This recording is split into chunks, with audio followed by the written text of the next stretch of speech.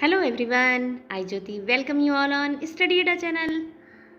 Today we will do summary of the chapter The Best Christmas Present in the World, Class 8th, English NCERT book Honeydew. Let's get started.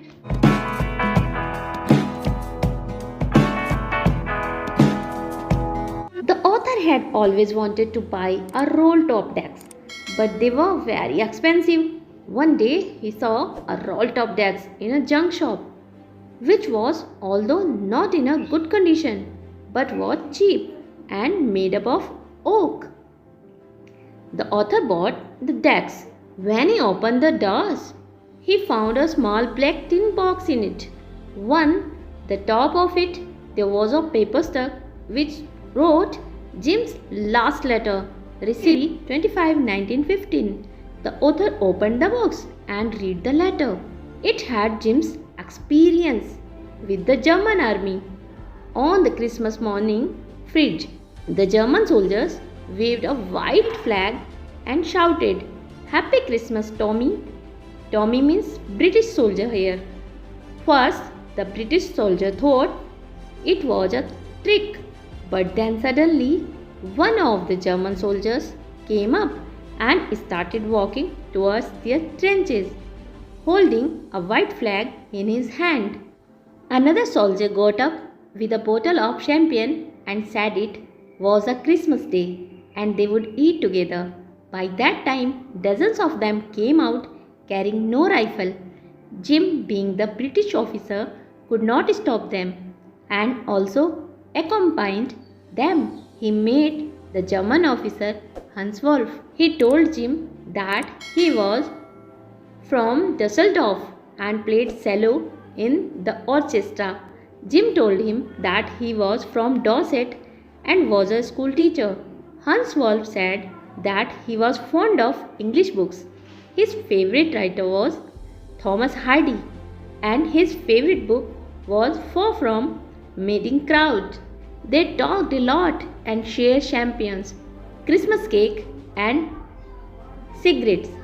Jim said he had never seen a Christmas party like that. Then someone brought a football and greatcoat were dumped in piles to make goalposts. Hans said this was how one should resolve the war. No one dies in a football match. No children are orphaned. No wives become widows. Jim joked that he would prefer cricket, as then the Tommies could surely win. In the match, Fritz won 2 goals to 1. The game was over and so was the party. The night came to bid goodbye to each other. Hans said that all the soldiers of both sides want to fight to end soon, so they could go back and see their families.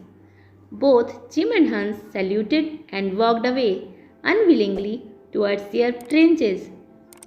That night, in their dugouts, one could hear Christmas carols, and then they all fell silent.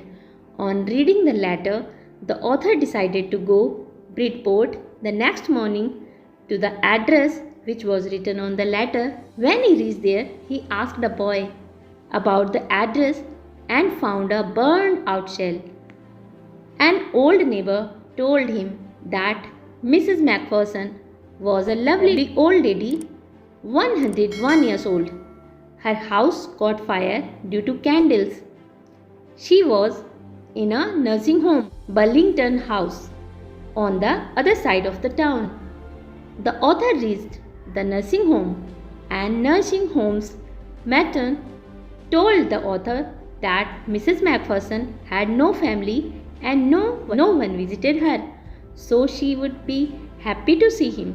The author saw Mrs. Macpherson sitting on the wheelchair. He said hello to her and wished her Merry Christmas. He showed her the tin box. Her eyes lit up with recognition and her face glowed with happiness. She reached out and took author's hand and said with tearful eyes, "You told me you would come home by Christmas, and here you are, the best Christmas present in the world."